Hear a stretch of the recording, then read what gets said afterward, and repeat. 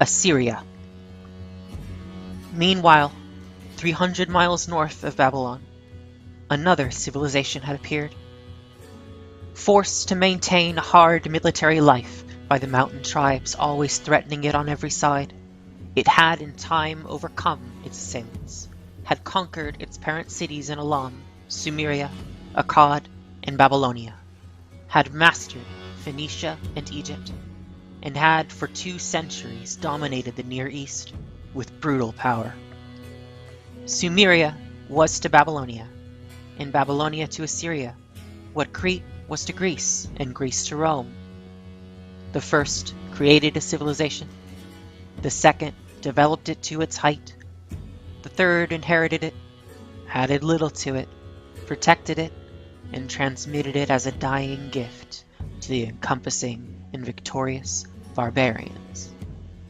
For barbarism is always around civilization, amid it and beneath it, ready to engulf it by arms, or mass migration, or unchecked fertility.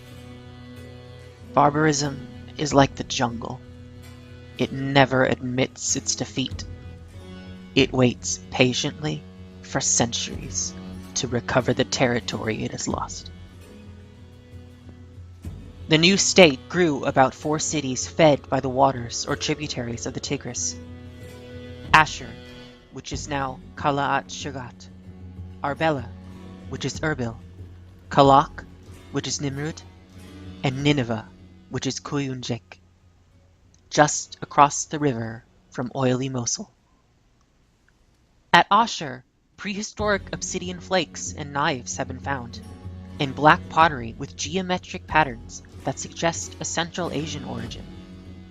At Tepe Gawra, near the site of Nineveh, a recent expedition unearthed a town which its proud discoverers date back to 3700 BC. Despite its many temples and tombs, its well-carved cylinder seals, its combs and jewelry, and the oldest dice known to history, a thought for reformers. The god Ashur gave his name to a city, and finally to all Assyria. There, the earliest of the nation's kings had their residence, until its exposure to the heat of the desert and the attacks of the neighboring Babylonians led Ashur's rulers to build a secondary capital in cooler Nineveh, named also after a god, Nina, the Ishtar of Assyria. Here, in the heyday of Ashurbanipal, 300,000 people lived, and all the Western Orient came to pay tribute to the universal king. The population was a mixture of Semites from the civilized south, Babylonia and Akkadian, with non-Semitic tribes from the west, probably of Hittite or Mitannian affinity, and Kurdish mountaineers from the Caucasus. They took their common language and their arts from Sumeria, but modified them later into an almost undistinguishable similarity to the language and arts of Babylonia. Their circumstances, however, forbade them to indulge in the effeminate ease of Babylon. From beginning to end, they were a race of warriors, mighty in muscle and strength, abounding in proud hair and beard, standing straight, stern and solid on their monuments, and bestriding with tremendous feat the East Mediterranean world. Their history is one of kings and slaves, wars and conquests, bloody victories and sudden defeat.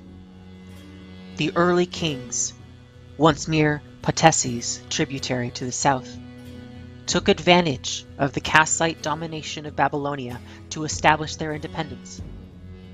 And soon enough, one of them decked himself with that title which all the monarchs of Assyria were to display: King of Universal Reign. Out of the dull dynasties of these forgotten potentates, certain figures emerge whose deeds illuminate the development of their country. A tablet recently found in the ruins of Sargon II's library at Khorsabad contains an unbroken list of Assyrian kings from the 23rd century BC to Ashurnariri, 753 to 46 BC. While Babylonia was still in the darkness of the Kassite era, Shalmaneser I brought the little city-states of the north under one rule and made Kalak his capital. But the first great name in Assyrian history is Tiglath-Pileser I. He was a mighty hunter before the Lord. If it is wise to believe monarchs, he slew 120 lions on foot and 800 from his chariot. One of his inscriptions, written by a scribe more royalist than the king, tells how he hunted nations as well as animals. In my fierce valor I marched against the people of Kuma, conquered their cities, carried off their booty, their goods and their property without reckoning, and burned their cities with fire, destroyed and devastated them. The people of Adanch left their mountains and embraced my feet. I imposed taxes upon them. In every direction he led his armies, conquering the Hittites, the Armenians, and 40 other nations, capturing Babylon and frightening Egypt into sending him anxious gifts. He was particularly mollified by a crocodile. With the proceeds of his conquests, he built temples to the Assyrian gods and goddesses who, like ancient debutantes, asked no questions about the source of his wealth. Then Babylon revolted, defeated his armies, pillaged his temples, and carried his gods into Babylonian captivity.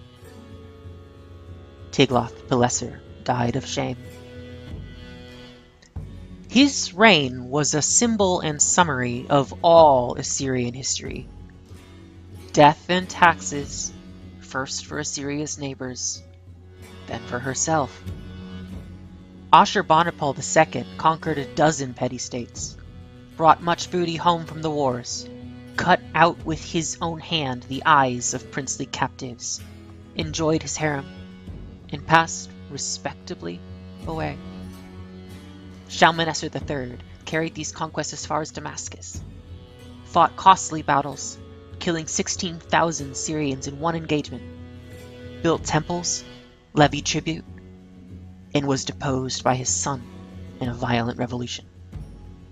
Samuramat ruled as queen mother for 3 years and provided a frail historical basis, for this is all we know of her, for the Greek legend of Semiramis, half goddess and half queen, great general, great engineer, and great statesman, so attractively detailed by Diodorus the Sicilian.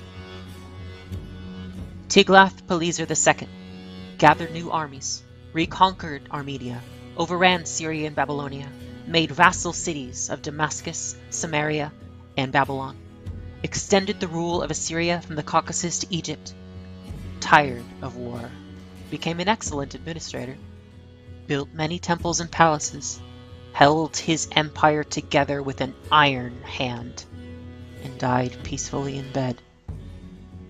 Sargon II, an officer in the army, made himself king by a Napoleonic coup d'etat, led his troops in person, and took in every engagement the most dangerous post. Defeated Elam in Egypt, reconquered Babylonia, and received the homage of the Jews, the Philistines, even of the Cypriot Greeks.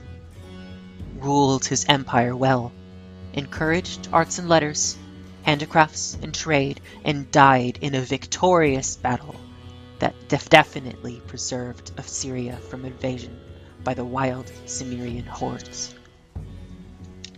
His son Sennacherib put down revolts in the distant provinces adjoining the Persian Gulf, attacked Jerusalem and Egypt without success.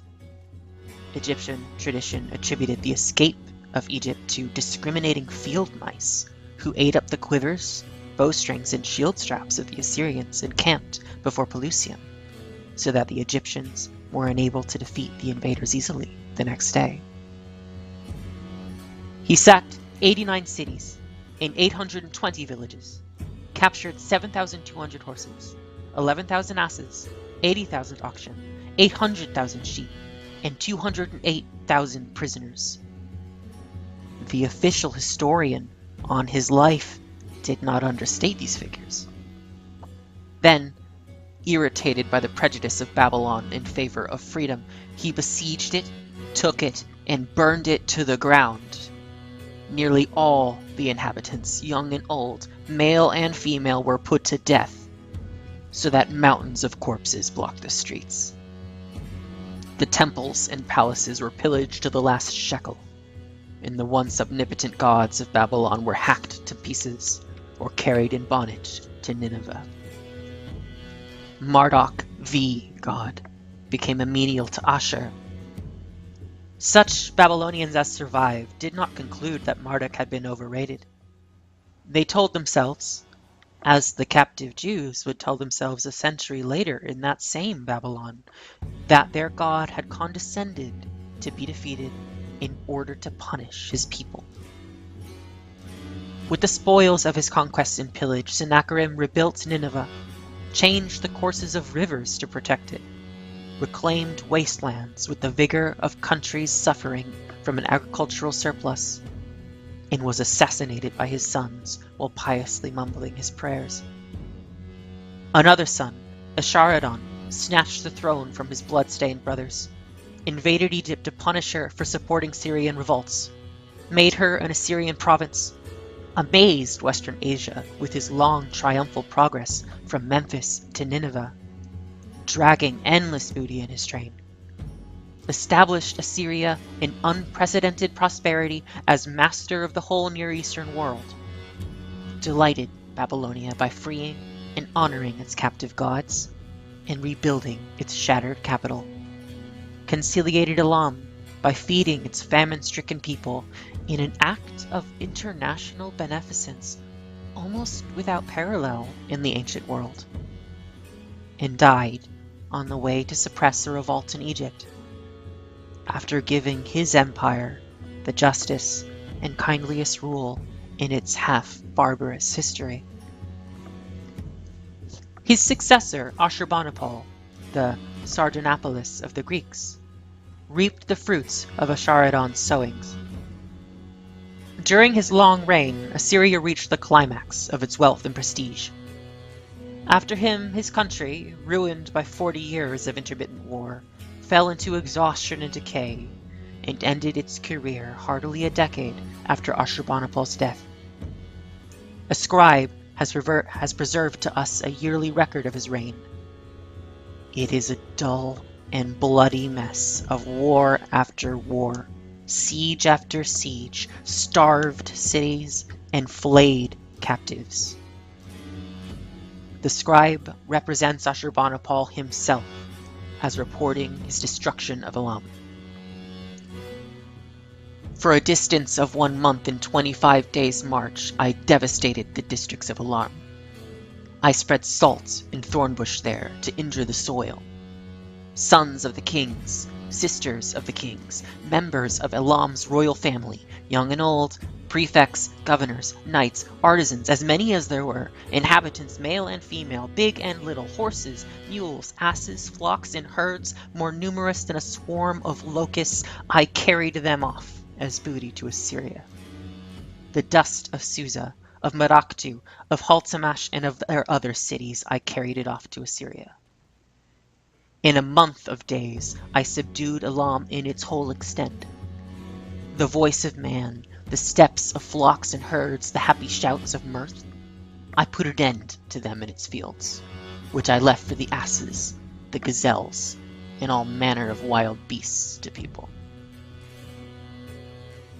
The severed head of the Elamite king was brought to Ashurbanipal as he feasted with his queen in the royal garden. He had the head raised on a pole in the midst of his guests, and the royal revel went on. Later, the head was fixed over the gate of Nineveh, and slowly rotted away. The Elamite general, Dananu, was flayed alive, and then was bled like a lamb. His brother had his throat cut, and his body was divided into pieces, which were distributed over the country as souvenirs. It never occurred to Ashurbanipal that he and his men were brutal. These clean-cut penalties were surgical necessities in his attempt to remove rebellions and establish discipline among the heterogeneous and turbulent peoples from Ethiopia to Armenia and from Syria to Media, whom his predecessors had subjected to Assyrian rule. It was his obligation to maintain this legacy intact. He boasted of the peace that he had established in his empire, and of the good order that prevailed in its cities. And the boast was not without truth. That he was not merely a conqueror intoxicated with blood, he proved by his munificence as a builder and as a patron of letters and the arts. Like some Roman ruler calling to the Greeks, he sent to all his dominions for sculptors and architects to design and adorn new temples and palaces. He commissioned innumerable scribes to secure and copy for him all the classics of Sumerian and Babylonian literature, and gathered these copies in his library at Nineveh, where modern scholarship found them almost intact after 25 centuries of time had flowed over them. Like another Frederick, he was as vain of his literary abilities as of his triumph in war and the chase.